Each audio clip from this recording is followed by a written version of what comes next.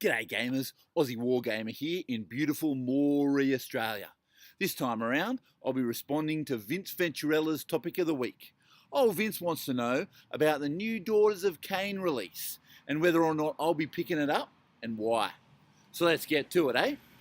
Firstly, let me just say I reckon these new minis are bonza. I was always a fan of the dynamically posed witch elves, and the new sculpts work with those existing models really well. I'm a particular fan of the Life Takers. I think they look aces. I reckon anytime G-Dubs releases quality female miniatures, we can chalk it up as a win. I really liked how the art in the book kept the look and feel of the army without being, misogynistic fantasy. I'd like to, at some point, see an army that has an equal representation of blokes and Sheilas. Hopefully we'll see that with the Ideneth Deepkin. But the question remains, will I be picking them up? The answer is probably not, for a couple of reasons.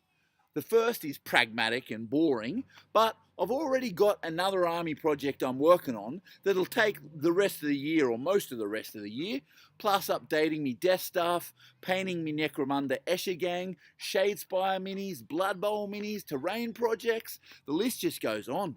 I just don't have the time and mind space for a new army at the moment. The second reason is the higher price of buy-in for the army.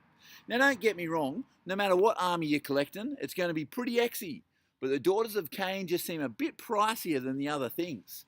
To get me 2,000 points army, I'd need to drop over $1,000 Australian, compared to say Legions of Nagash, which is around the $600 mark.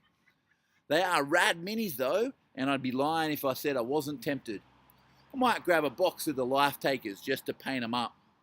Well, that's all from me. My next video will be on a similar topic. I'm going to count down my top 5 favourite female 28mm scale minis. Look out for that on Friday, and as always, stay tuned if you want to hear more of my voice. Catch yous later.